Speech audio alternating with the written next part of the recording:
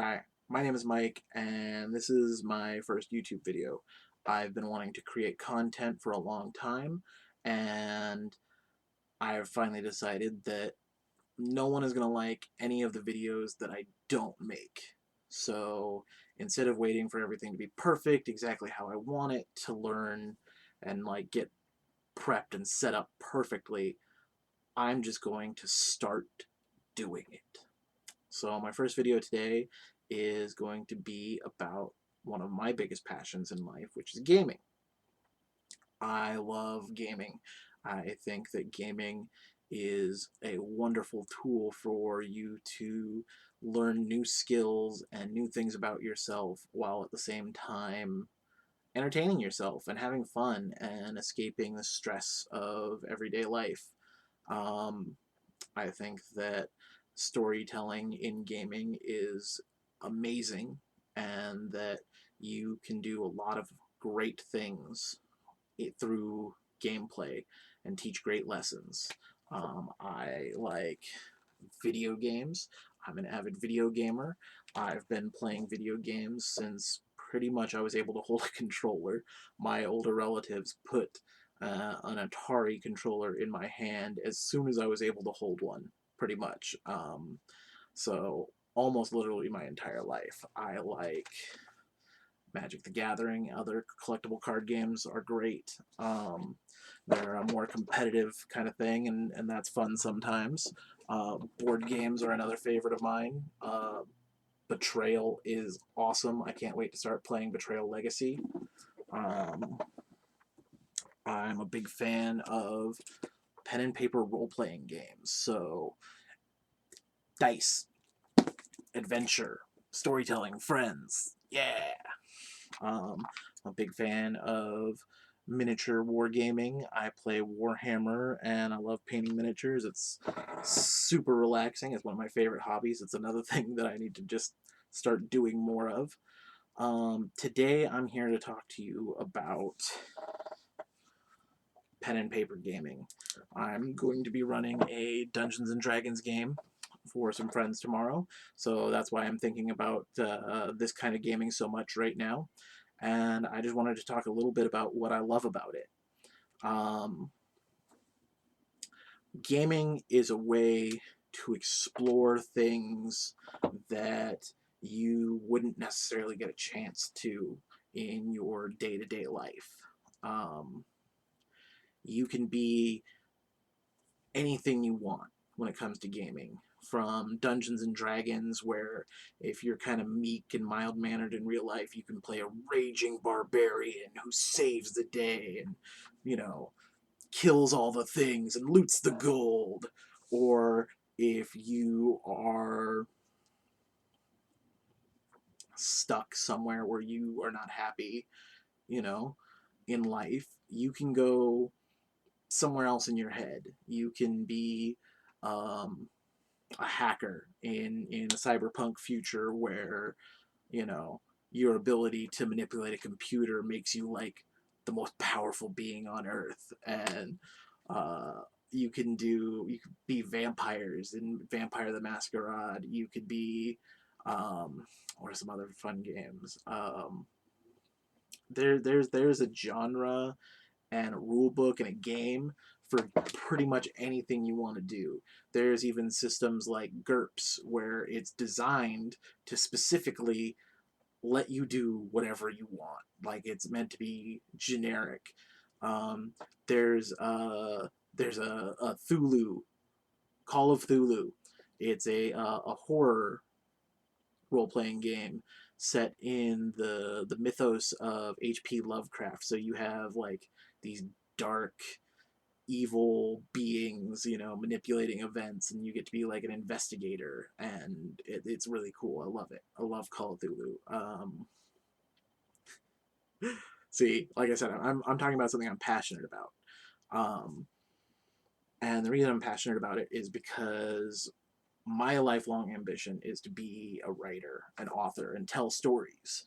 And when it comes down to, no matter what is in this book, like this has the rules and like it teaches you how to be be a barbarian and you pick your class and you have special abilities and you're limited to these things because that's the rules.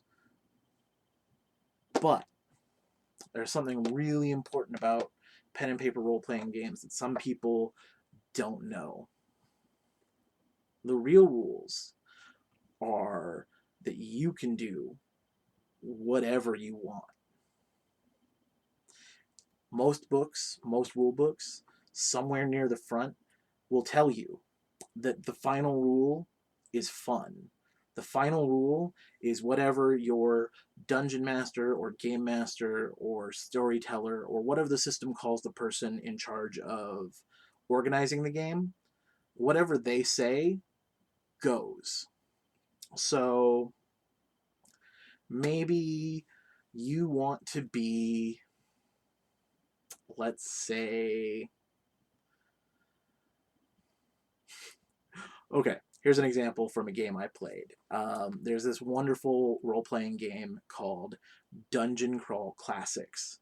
And in Dungeon Crawl Classics, which is meant to mimic traditional, like very early on Dungeons and Dragons style gameplay, one of the things that it suggests you do for all new games is to run a meat grinder dungeon.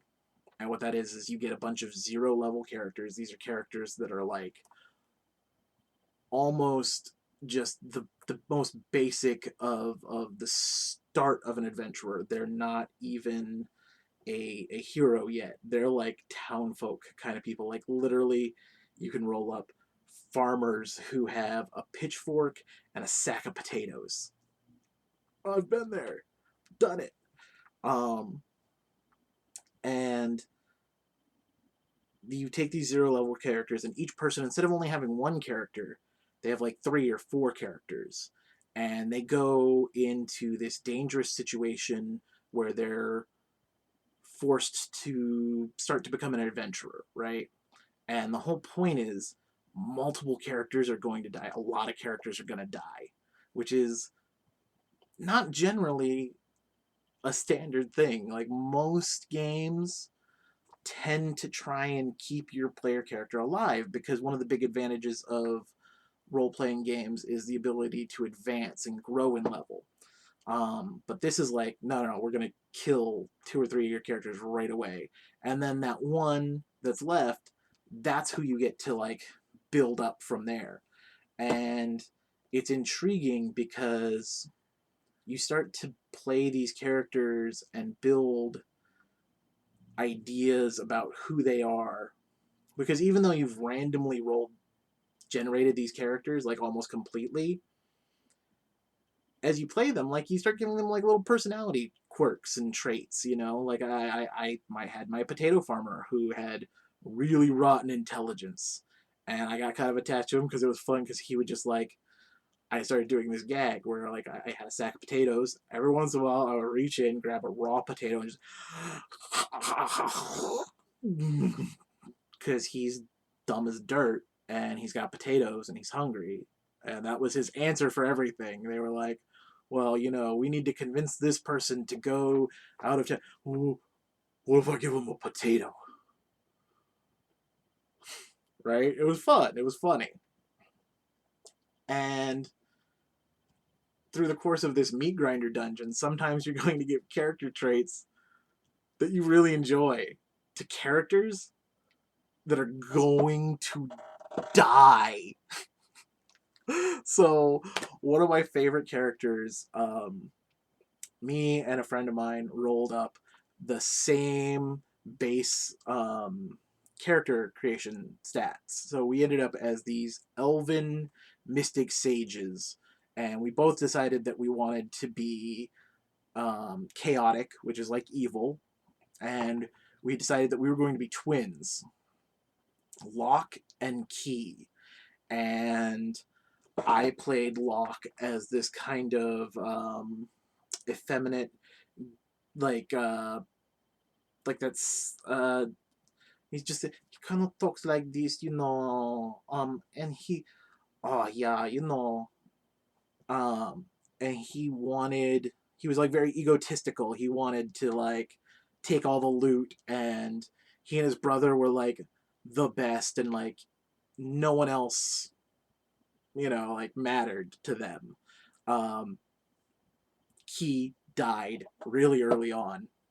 So we didn't actually get to. We had all these plans about these like little jokes we wanted to make together, and we never got to make them.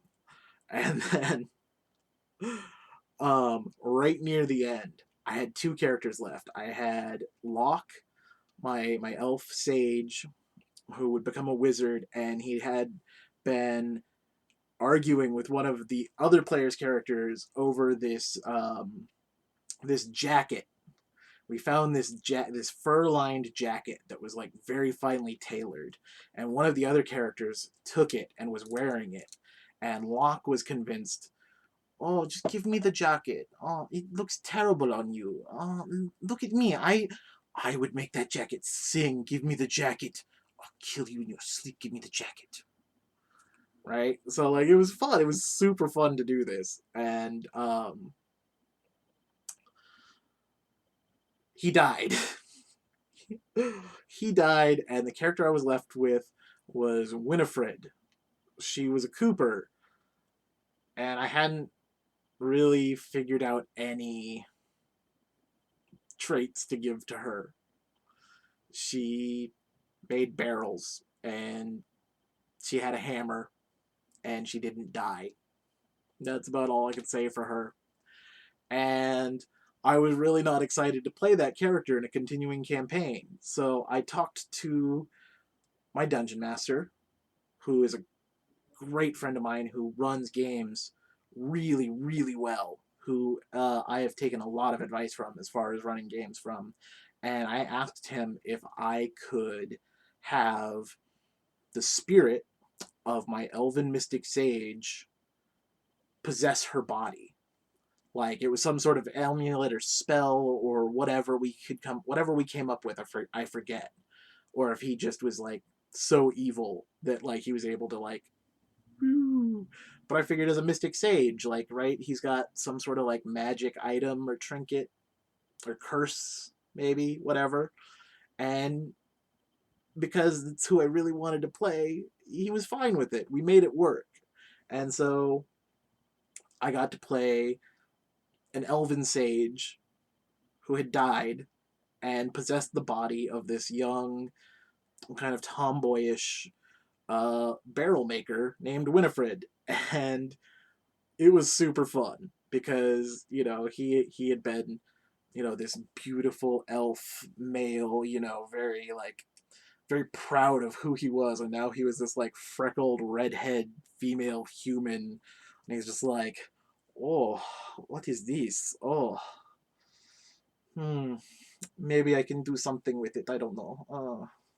But it was hella fun, and that character was a blast to play, and I never would have been able to play him if we had followed the rules exactly as written, because he died, and there's no rule to just like randomly make your other character into the one you were playing before. But because we were telling a story together and we recognized that, we made it work. And so that's just one example of the great, amazing things you can do through gaming, you know? So if you haven't ever done a role playing game, especially if you're someone I know, like please, if you're someone I know, talk to me. Let's do it. I will get you set up in a game. We'll do a one shot. You only have to come one time. We'll tell a story. It'll be done. And if you want to keep playing, we'll find another way to keep playing. I'll introduce you to people that you can play with. I'll play with you. Like, please try out pen and paper gaming. It doesn't have to be D&D if you're not into fantasy. It can be superheroes. There's superhero role-playing games. If you're not into superheroes, there's Cyberpunk. Cyberpunk is a great game. This is an older edition. It's probably not super easy to find right now, but if you've been watching any of the news coming out at E3, if you're excited about the Cyberpunk 2077 video game starring Keanu Reeves, guess what? there's going to be a new edition of Cyberpunk, because this book, this is what that is based on. That game came from here, and the person who wrote and created this game helped create Cyberpunk 2077, and he's creating a Cyberpunk 2077 role playing book to go with it. So if you like cyberpunk, if you like sci-fi, if you like the Matrix, uh, Cyberpunk, that's a great game for you. If you like horror movies like vampires and werewolves, there's the whole World of Darkness line. There's like 8 games right there. 8 very unique games. You can play werewolves, you can play ghosts, you can play hunters of the supernatural, vampires, uh, sorcerers and mages, like everything. It's awesome. I love it. I could do a million videos just about the World of Darkness, like easily. Um, if you want to play an anime character, there's Big Eyes Small Mouth, which I haven't played, but I've heard good things about. Um, you could play GURPS and play. You could play an Old West with cowboys and like whatever you want. You could do Mad Max. Um, you could do you could do, I don't know, Steel Magnolias, whatever you want to do. You could do it. You just have to be creative and open to the idea of having fun. And there's something also really fun about just rolling dice. So I highly recommend it. Please, please, pen and paper gaming. And especially if you have kids. If you have kids, get your kids into pen and paper gaming. It's way cheaper than a lot of other things, and it'll use their brain, and it gets mental exercise. Yeah. I kind of rambled here at the end, but that's okay because this is my first video. This is me practicing practically, and I just want to keep doing this. So I will probably be doing a series on different pen and paper gaming tips and techniques and philosophies, like how I run games, how I tell stories, um, little things that I've learned to help me with gaming, like gaming aids was an idea I had. Show you all the things that I use to make my games run more smoothly. Um, and I hope that I will have more viewers. I hope that I will help foster some interest in gaming, and I hope to see you soon.